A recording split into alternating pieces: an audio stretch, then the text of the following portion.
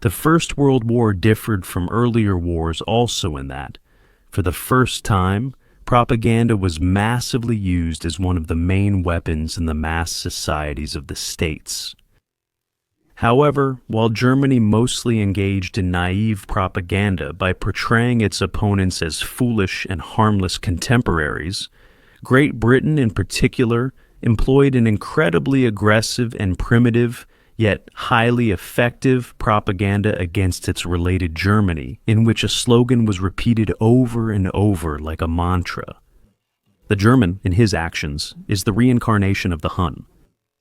If you now look for a justification for this claim, almost all books and of course the internet refer to the so-called Hun speech by Kaiser Wilhelm II on July 27, 1900, in which, before sending German troops during the so-called Boxer Rebellion in China, he called on them to act ruthlessly. When you face the enemy, he will be defeated. No mercy will be given, no prisoners will be taken. Whoever falls into your hands shall be at your mercy. Just as 1,000 years ago, the Huns under their king Etzel made a name for themselves that still makes them appear mighty in legend, so may the name Germany become known in China in such a way that never again will a Chinese person dare even to look askance at a German. However, the State Secretary in the Foreign Office, Bernhard von Bülow, had informed the attending press representatives that they should wait for the official release before publishing, which was respected by everyone except for the editor-in-chief of the liberal Northwest German newspaper, Joseph Ditzen, who did not comply and publish the speech. This caused considerable damage, especially with regard to Wilhelm's demands, which were contrary to international law, not to take prisoners and his reference to dogs. However, one of the reasons for Wilhelm II's harsh speech was his knowledge of the murder of 526 Western missionaries and around 32,000 Chinese Christians since 1897, as well as the subsequent events during the Boxer Rebellion, which lasted from October 18, 1899 to September 7, 1901. These events began when the first units of foreign troops advanced into the inner city districts in early June 1900 to protect the embassies accredited in Beijing. But then, on the 11th of June, the secretary of the Japanese embassy, Sugiyama Akira, was murdered by soldiers of General Dong Fuxiang.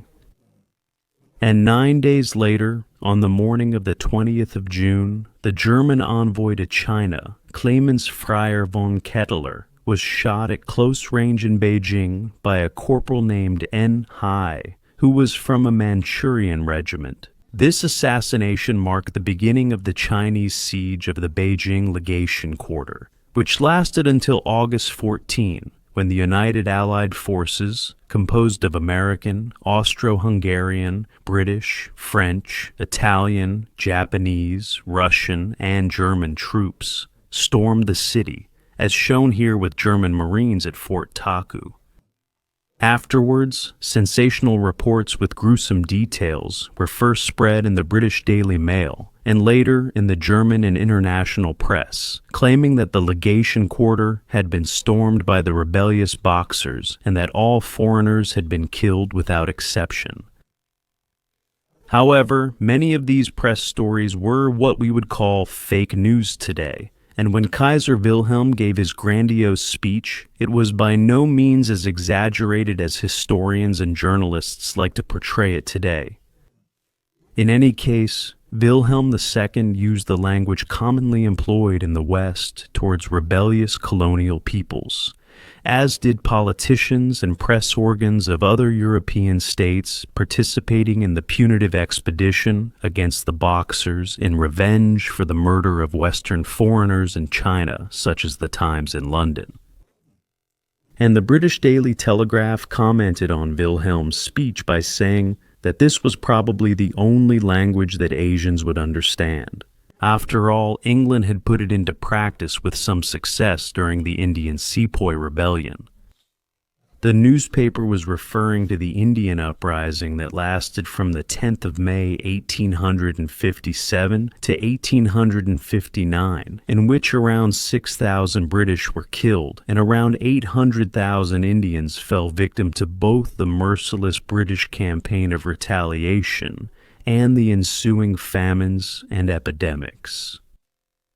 However, the rhetoric used by the West also meant that the international military intervention in China, which was also about expanding the balance of power, was in fact conducted with great severity by all sides, by Japanese, Russian, and French soldiers, even against Chinese women and girls, which led Irish correspondent George Lynch to say that there are things I am not allowed to write, and that cannot be printed in England, which seem to show that our Western civilization is only a cover for savagery.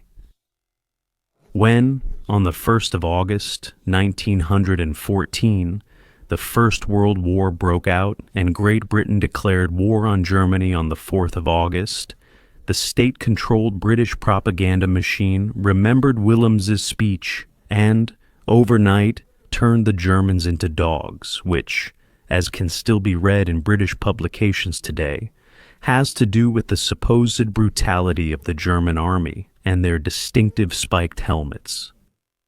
In reality, such images used for propaganda, as is often the case in many war films, strip the enemy of face and name, making them anonymous. So, just 3 weeks after the outbreak of war, the Times published an article titled "The March of the Huns," in which the German emperor was referred to as the modern Attila, and the German army was compared to the Huns, with the explanatory sentence, "This is the character of the warfare of the modern Huns." They try to strike terror into the hearts of their enemies, using methods that date back to the time of ancient barbarian hordes, which people believed had disappeared from the world forever. In the days before radio, television, and the internet, British propaganda quickly succeeded in hammering home this message to an audience that was horrified by the articles and images. All Germans, not just their soldiers, were said to be as wild and cruel as the barbarian Huns and wanted to conquer the world by any means necessary. This even led to the formation of an anti-German union, which made a name for itself with clear posters and appeals, and continued this chauvinism even after the war. It is surprising that this successive propaganda was used by the British, who over the centuries had not only appropriated a third of the world, including by force, but had also acted with extreme brutality to suppress uprisings in order to secure their rule. I am reminded here of the statements made by the Times regarding the uprising of the Indian sepoys, which I mentioned earlier. One execution method frequently used by the British at that time was to tie the condemned person in front of a cannon, after which nothing was left of them once it was fired. This happened in 1757 during the British East India Company uprising and even decades later, if one believes that it was the speech of Wilhelm II, published by a journalist, that led to the image of the Hun that falls short of the truth. Because even though the media in every country are convinced that they have a lasting and decisive influence on the currents within a nation, this only shows the common overestimation of themselves that often prevails in this industry. Because it takes more than daily newspaper articles, which, as we all know, are already so old the next day that they are only good for wrapping fish, to bring a nation into line. No, as the British example before and during the First World War shows, it was the massive propaganda campaigns ordered from above, with their two goals, promoting patriotism and stirring up hatred against Great Britain's enemy, Germany. Yet these two countries had, in the past, formed a close alliance against France as their common potential enemy. Until the last century, their relations were also characterized by their religious ties as Protestants, numerous cultural associations, their Germanic heritage, and finally, the connections between the royal families.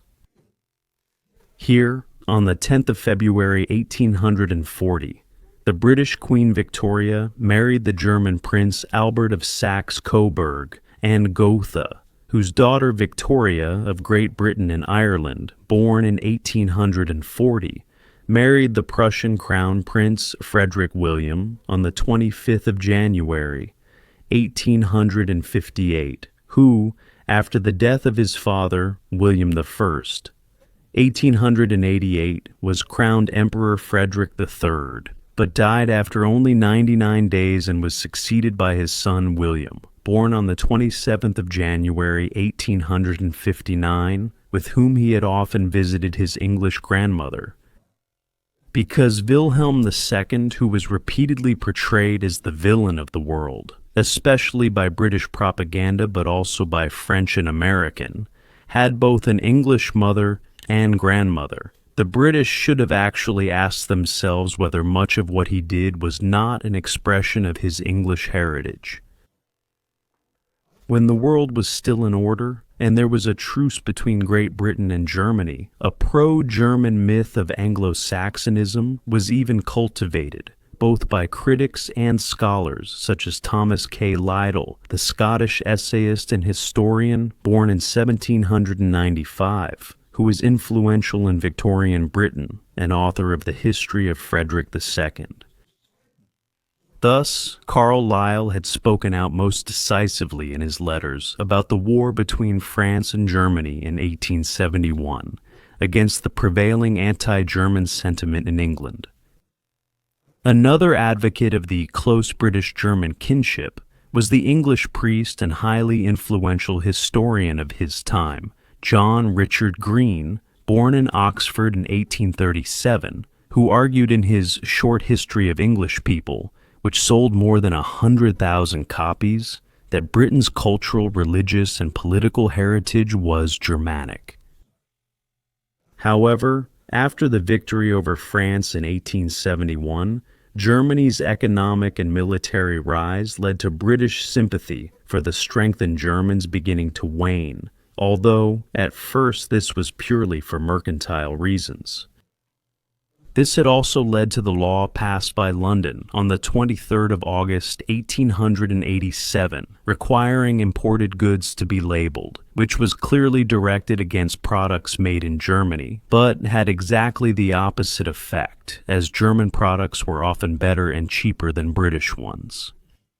But as we all know, constant dripping wears away the stone, and by the beginning of the First World War, official and unofficial propaganda had changed Britain's attitude towards Germany so negatively that anti-German sentiments were widespread among both the common people and the intellectuals.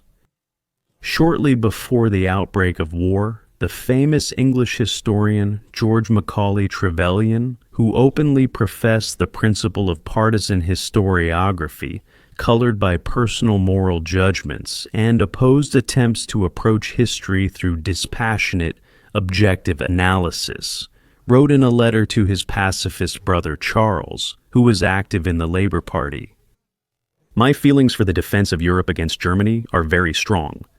I support the war not only for our own survival, but because I think that a German victory will probably be the worst thing for Europe." Even clearer was the language of a nasty demagogue named Horatio Bottomley, who was sentenced to 7 years in prison after the war for bond fraud. Here you can see him in the attire of a jailbird.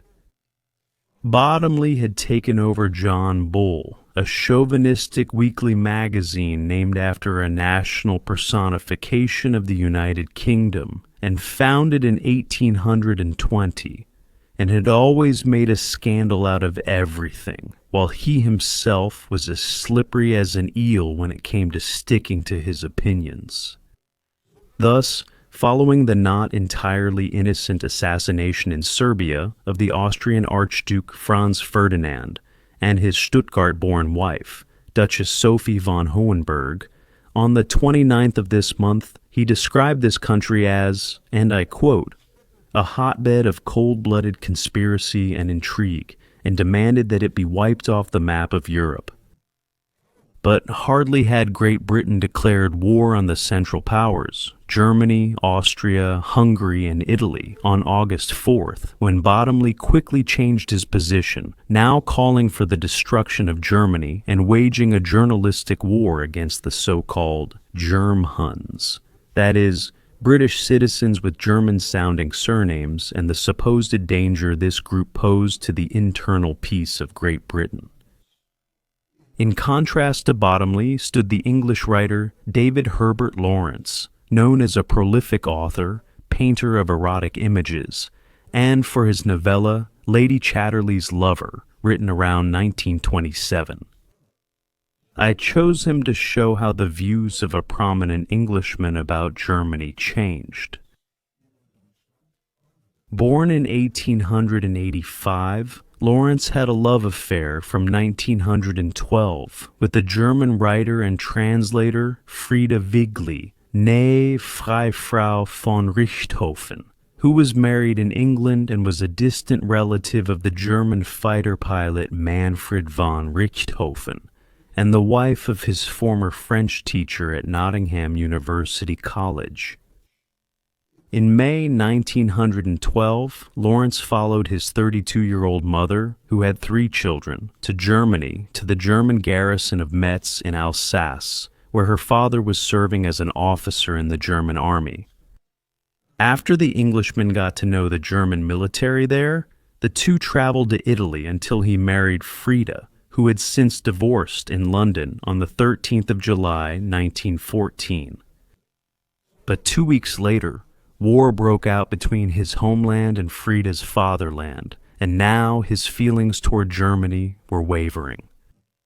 In a letter to his private secretary, Edward Marsh, who was serving as a First Lord of the Admiralty at the time, Winston Churchill, he did not express his approval of a German victory, but he did defend Britain's enemy with the words, "When I hear about the Germans, it breaks my heart.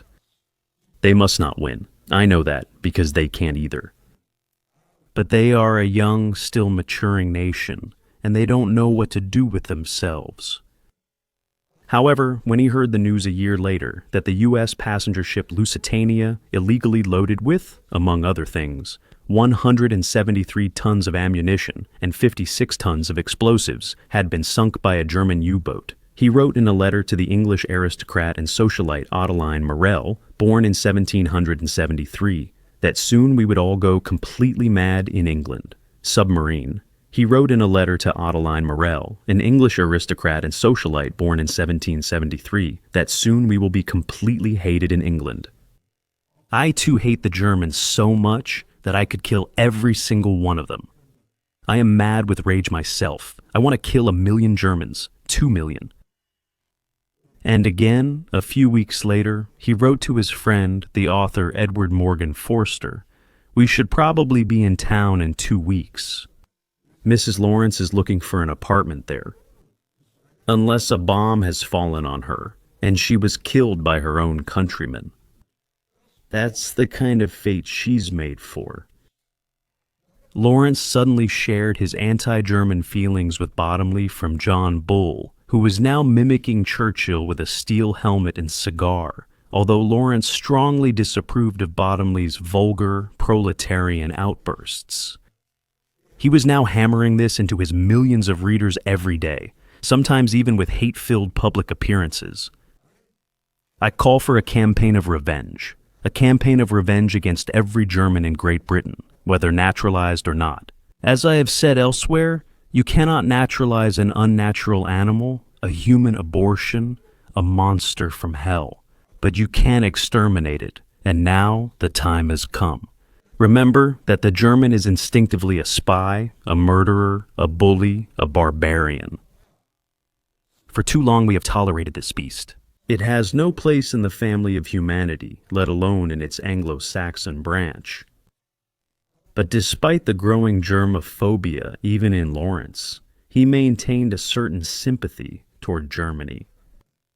In November 15, 5 months after his letter to Adeline Morel, in which he still wanted to kill millions of Germans, he wrote to the prominent writer Cynthia Esquith, born in 1887, arguing that it was England and the Allies who had driven Germany mad and that they were therefore responsible for solving the problem. Furthermore, Germany and Prussia were not completely evil, but that their mood was bad now was the result of the seeds sown by the British.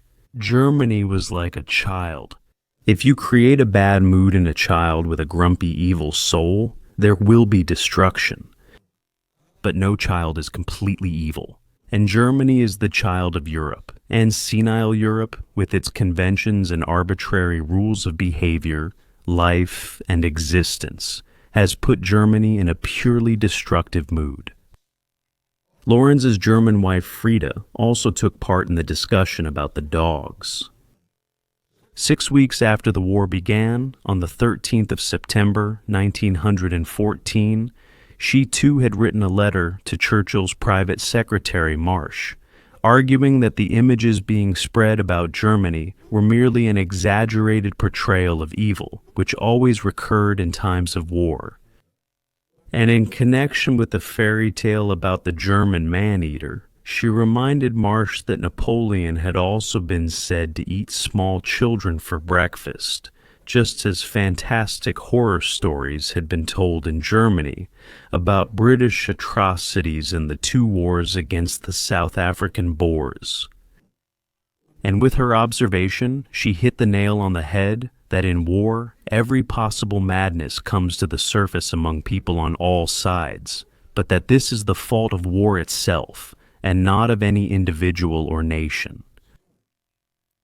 But no matter what she or her husband wrote about the horror stories of crimes allegedly committed by German soldiers around the clock, on May 12, 1915, the British government published an investigation commissioned in December 1914 by the Committee on Alleged German Outrages Regarding German War Crimes, which was then released as the so-called Bryce Report, named after its guiding spirit, the jurist James Bryce.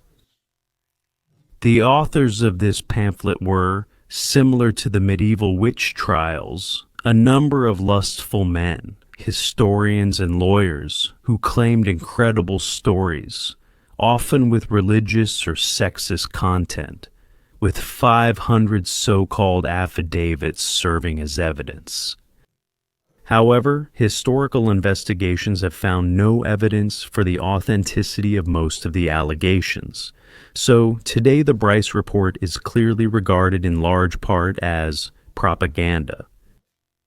And apart from that, this report, which was translated into 30 languages and could be purchased for a penny, had an enormous impact, especially in the United States of America, since the rhetorically brilliant Bryce had been ambassador in Washington from 1907 to 1913, and through his signature had given this fantasy creation the necessary authenticity. The report was partly responsible for the United States' entry into the war against Germany in 1917 under the Democrat Woodrow Wilson. In 1910, Germans were the largest non-English-speaking immigrant group in America. German was the most commonly learned foreign language and was considered by many to be the lingua franca of literature and entertainment. In Cleveland, Cincinnati, St. Louis, or Chicago, there were German language schools, German language newspapers, and even Rhineland German clubs. German churches of both denominations often served as schools and taught their German American students in German. But as soon as the war broke out in Europe in 1914, many Americans, most of whom had immigrated from Great Britain, feared that German culture might mix with American society. These feelings intensified after the United States entered the war on the side of the Entente against the Central Powers in 1917. Now, German Americans were seen as a threat, even though, unlike other immigrant groups, they assimilated quickly and often wanted to be more American than Americans themselves. Individuals, groups, and politicians began to make small and large jabs at German Americans with the aim of ridding the country of German culture and influence. On May 16, 1918, under President Wilson, the Sedition Act was passed, which prohibited and made it a crime to make disloyal, profane, scurrilous, or abusive remarks about the government of the United States, its flag, or its armed forces. And now, the German-American churches, labeled as agents of German imperialism, also came under fire, resulting in 33 United States states introducing a 100% English requirement in their schools. By 1917 at the latest, there was also ubiquitous anti-German propaganda in the United States, appearing on posters, in brochures, articles, and books. In doing so, the United States propagandists used the language of their British colleagues, and from then on also referred to the Germans as Huns. But by reaching into the past and portraying the Huns under Attila, the anti-German propaganda was actually referring to nothing other than Imperial Germany, for which 4 attributes of the German character sufficed: wildness, Asia, creature, and atavism, by which they meant ethological atavisms, that is, inherently innate, genetically fixed behaviors that cannot be learned. This difficult-to-explain anti-German sentiment in the United States of America, despite so many immigrants of German descent, had developed into a kind of mass phobia against German Americans over the course of the war, because now, due to the propaganda, many feared that they were surrounded by German spies everywhere and at all times, who would report everything they overheard back to the fatherland. For example, the American Red Cross and other American institutions had banned people with German surnames from joining out of fear of sabotage. Many German Americans were pressured in this way. Now, 100% American, they Americanized their names, expressed their opposition to Imperial Germany in public meetings, and enlisted in the army in droves just to emphasize their close ties to America. But there were also direct attacks on people of German descent. They were dragged out of their homes at night and forced to kiss the American flag or sing the national anthem. And 1918 proved what hatred stirred up from above can lead to with the lynching of Robert Prager, who was born on the 28th of February, 1888 in Dresden and came to Collinsville, Illinois, not far from St. Louis, in 1950. The minor Prager had applied for American citizenship and had also volunteered for service in the United States Navy. Furthermore, on April 3, 1918, he wanted to join the miners' union, but was rejected. After he, who was suspected of having socialist views, left a beer bar in Collinsville, on April 4th, a mob of over 300 people forced him to first kiss the United States flag and then drove him barefoot through the streets. The next day, he was stripped naked by a mob of several hundred people, allowed to write a letter to his parents in Germany, and then hanged. Although this lynching outraged many prominent Americans, the 11 main perpetrators of the massacre were found not guilty in court. However, unlike the Germans who were lynched in other countries during the war, Prager was given a grave of honor in Collinsville, and the site where the lynching took place was marked as a memorial and a warning. But these riots were by no means limited to the United States of America. In Great Britain, too, there had already been violent attacks on Germans and their businesses as early as May 1915. Businesses and small enterprises with German-sounding names were attacked, as well as private homes. The mob helped themselves wherever they could and stole anything that wasn't nailed down. The British Home Office had collected numerous claims for damages from private individuals and companies from all over the world and confirmed that the damage was extensive. And in the middle of the war, on June 19th, 1917, King George V and the British royal family decided to change their German name, Sachsen-Coburg und Gotha, to Windsor. And the British admiral born as Prince Ludwig Alexander von Battenberg, Prince Louis of Battenberg, who served as first Sea Lord and Chief of the Naval Staff from 1912 until he was forced to resign in 1914 by Churchill because of his German origin, was changed from Battenberg to Mountbatten on July 14, 1917. Once again, back to the Bryce Report. A year after its publication, the propaganda department followed up with German Atrocities, the epilogue to the Bryce Report, so to speak. Only now the style was completely different from that of the Bryce Report, which, although it had worked with half-truths and a mixture of invented and actual attacks, had at least given the appearance of truthful objectivity through its deliberately official writing style. Because the epilogue, which sold over 1.5 million copies, was nothing more than crude propaganda in which the Allied soldiers were portrayed as peaceful saviors, while the Germans were always depicted as bloodthirsty beasts.